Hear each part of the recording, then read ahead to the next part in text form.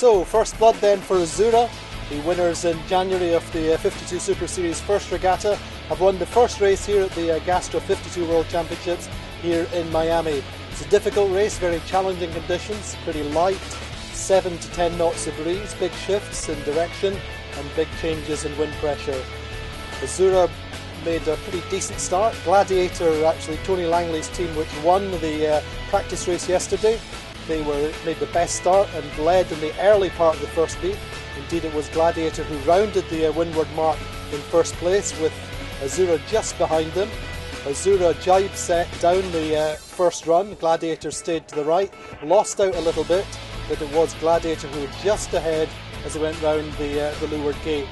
Up the second beat, it was close. Gladiator lost out initially a little bit to Azura, and Azura managed to lead round the top mark and down the final beat to take that first position. So the finishing order then of race 1 of this GAASTRA 52 World Championship here in Miami.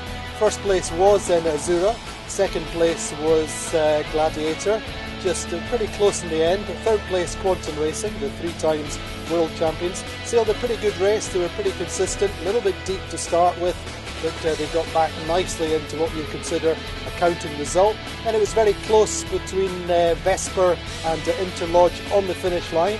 In fact, at the start line, Vesper closed out Interlodge on the line, and Interlodge actually ironically got across the finish line just by half a bow length to take fourth place. Interlodge in fifth. Nice result then for GAASTRA, Mark Blease's team, who had just picked up a charter boat here, the former Bribon, and they took a nice 6th place.